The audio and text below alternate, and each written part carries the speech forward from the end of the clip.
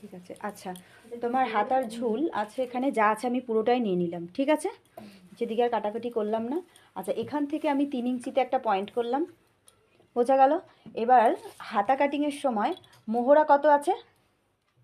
19, তাই তো? 19-এর হাফ করো, কত হবে? 9.5।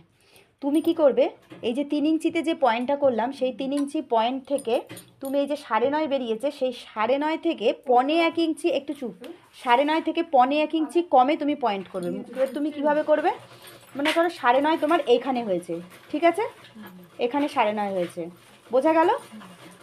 এখান থেকে তুমি ফিতেটাকে এইভাবে ধরে 1.25 ইঞ্চি, মানে 1 ইঞ্চি হতে 2টো দাগ কম, একটু চুপ করো না, 1 ইঞ্চি হতে 2টো দাগ কম এই ভিতর দিকে আর একটা পয়েন্ট করবে, ঠিক আছে। দিয়ে তোমার আসল পয়েন্ট কিন্তু এইটা হলো, ঠিক আছে, এইটা কিন্তু তোমার আর কোনো পয়েন্ট হলো না, এটা কোনো কাজে লাগলো না, এটাকে আমি কেটে দিলাম, বোঝা গেল। এবার এই যে পয়েন্টটা হলো, এই পয়েন্ট থেকে আরও 2 ইঞ্চি পরে আর একটা পয়েন্ট করে নিলাম, ঠিক আছে। মাঝের পয়েন্টটা কিন্তু আমি বাদ দিয়ে দিলাম, সবার প্রথমে যে পয়েন্টটা করেছিলাম সেটা বাদ দিয়ে দিলাম, শুধু তারপরে একটা পয়েন্ট করে নিলাম। এবার আমি স্কেল বসিয়ে, আচ্ছা, আর একটা কথা, তোমরা যখন মোটামুটি নর্মাল সাইজ হবে তখন এই গ্যাপটা 3 ইঞ্চি নামাবে, ঠিক আছে। এবার হেলদি চেহারার জন্য কিন্তু এই নিচের ঝুলের গ্যাপিংটা কিন্তু 3.5 ইঞ্চি হয়। আচ্ছা, যেহেতু এটা একটু হেলদি চেহারা, 19 ইঞ্চি মোহরা, তাই জন্য আমি কিন্তু এটাকে 9.5 করব, কিন্তু ম্যাক্সিমাম ক্ষেত্রে তোমরা এটা 3 ইঞ্চিতে করবে, বোঝা গেল। আমি কিন্তু এটা 3.5 ইঞ্চি নিচে করছি, তাহলে এই দাগগুলো এরকমভাবে 3.5 ইঞ্চিতে পয়েন্ট করলাম, আর এই যে পয়েন্টগুলো করেছিলাম একটু নিচে নেমে গেল, ঠিক আছে, বোঝা গেল।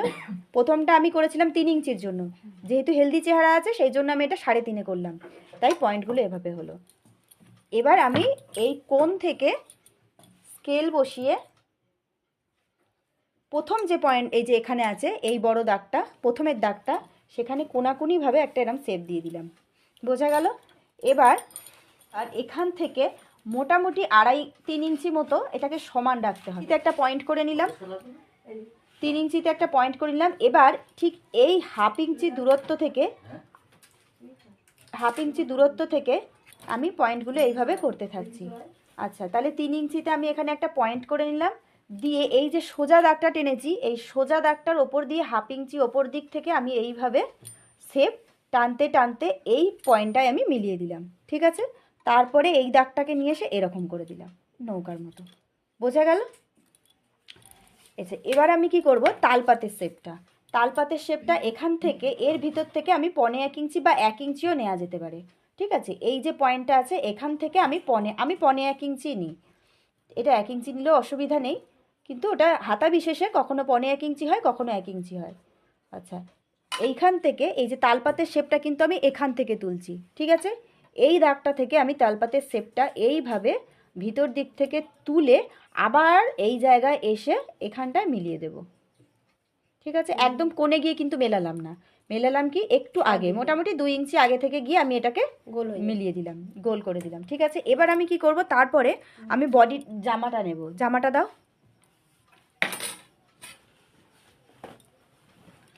আচ্ছা, তার আগে দাঁড়াও, আমি মুহুরিটা মেপে নিই, মুহুরি কত আছে, মুহুরি কত আছে, তাও হাতটা মেপে দিই।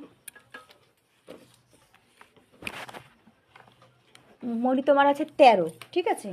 এবার তুমি মুহুরিটা যখন করবে ঠিক এই একদম ওপর থেকে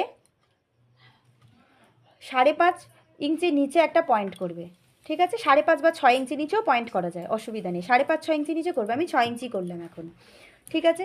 এই যে 6 ইঞ্চি নিচে পয়েন্ট করলাম, এখান থেকে আমি প্রথম মুহুরিটা করব, মানে হাতার যে বাইসেপটা হয় সেইটা করব। তাহলে প্রথম মুহুরিটা আমি যখন করছি এখানে কত বেরিয়েছে, 13-13-এর হাফ কত, 6.5, তাহলে আমি 6.5 পয়েন্ট করলাম, ঠিক আছে। তারপর থেকে আবার 2 ইঞ্চি এক্সট্রা নিয়ে নিলাম, বোঝা গেল। আচ্ছা, নিচের দিকের হাতার মুহুরিটা যা আছে তাই রাখবো, এখানে মুহুরিটা আমি 11 রাখবো, একটু ঢিলা করেই, নিচের দিকের মুহুরিটা একটু ঢিলাই নিতে হয়, ওখানটা খুব টাইট ফিটিংস পড়ে না, তাই আমি এখানটা 11 করলাম, মানে 5.5, তারপরে আবার 2 ইঞ্চি এক্সট্রা, ঠিক আছে। এবারে আমি এই শেপটাকে এর সাথে মিলিয়ে দিলাম, আর এই শেপটাকে এর সাথে মিলিয়ে দিলাম, ঠিক আছে। এবার এই শেপটাকে এর সাথে মিলিয়ে দিয়ে আমি এইভাবে একটা দাগ দিয়ে দিলাম, আর এইটাকে এর সাথে মিলিয়ে দিয়ে এইভাবে মিলিয়ে দিলাম, বোঝা গেল হাতার কাটিং। আচ্ছা, এবার তার আগে কি করবে, সব সময় মানে হাতা কাটার আগে জামাটা তো নিশ্চয়ই তোমাদের আগে কাটা হয়ে যায়, জামার যে বগলটা বেরোয়, হাতাটা আসে, সেইটাকে না ফেলে সবসময় চেক করে দেখে নেবে। বাই চান্স যদি তোমাদের কখনো ভুল হয়ে যায়, হ্যাঁ, হাতা কাটতে বা মোহরার হয়তো তোমাদের ভুল হয়ে গেছে, মোহরার মাপটা নিতে কোনো কারণে ভুল করে ফেলেছো, তাহলে এইভাবে কাঠটাকে বসিয়ে নেবে, বগলটাকে বসিয়ে নিয়ে মেপে দেখে নেবে যে তোমাদের এটা আসছে কিনা। ঠিক আছে, এইভাবে ফেলে নিয়ে এই যে প্রথম যে দাগটা টেনেছিলাম সেইখান থেকে এইভাবে বসিয়ে নিয়ে তোমরা এইভাবে মেপে মেপে দেখবে। আচ্ছা, এখানে কিন্তু আমার একটু বাড়তি এসেছে।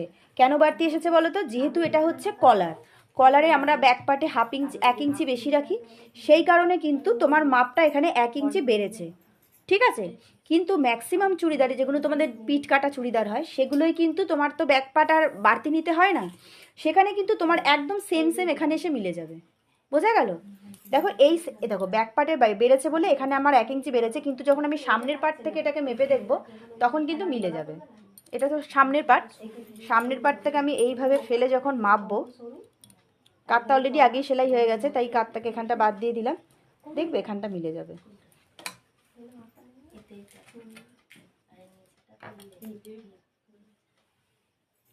এই দেখো দুটো দাগ বেশি হয়েছে।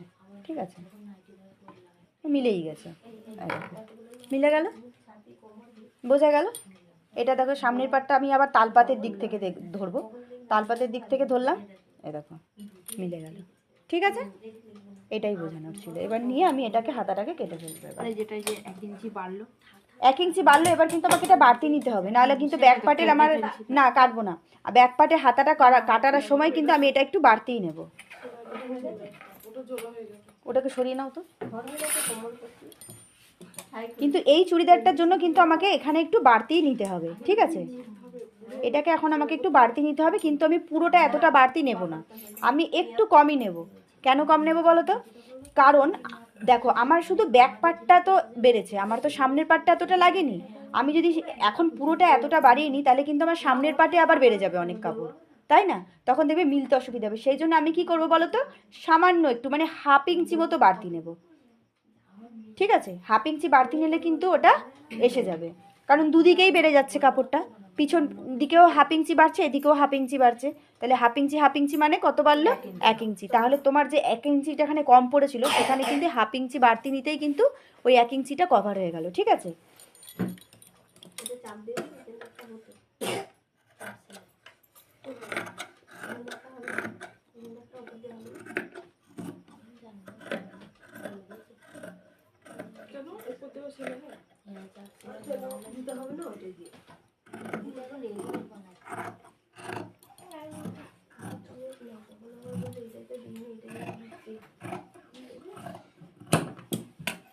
হয়ে গেল। এখানে একটা পয়েন্ট করে নিলাম আমি।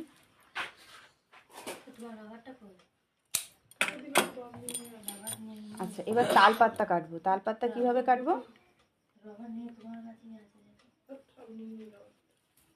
তালপাতটা কাটার সময় দেখো একটা হাতা এইভাবে সরিয়ে দেবে, দ্বিতীয় হাতাটা আর এই হাতার মাঝের হাতাটা, ঠিক আছে, মাঝখানে দুটো হাতা এরমভাবে সরিয়ে দিলে, দিয়ে এটাকে ফেলে দিলে।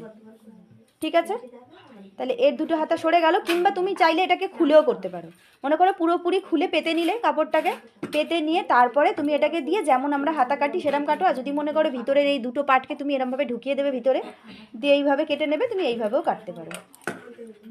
যেহেতু আমার এই দুটো পার্টকে আলাদা আলাদা করে বসানো তো সেই জন্য এরমভাবে ভিতর দিক থেকে ঢুকিয়ে কাটতে হচ্ছে। কোনোভাবেই যেন ওপরের পার্ট দুটোকে যেন কেটে বার করে দিও না, তাহলে কিন্তু একটা হাতাতেই কিন্তু দুটো তালপাত কাটা হয়ে যাবে, সামনের দিকে আর পিছন দিকে। বোঝা গেল? এবার দেখো খুলবো যখন মিলে যাবে, দেখবে।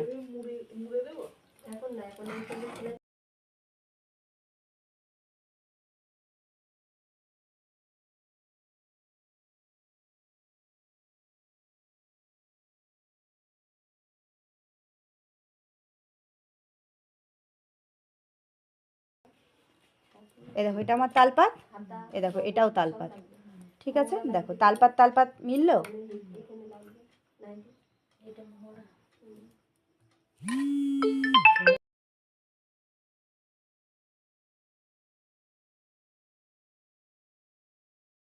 ব্যাক পার্টটা এরকম ভাবে, এই দেখো এটা ব্যাক পার্ট, এই দেখো তালপাতের দিক, দুদিকেই হাতে তালপাত মিলে গেল। ঠিক আছে।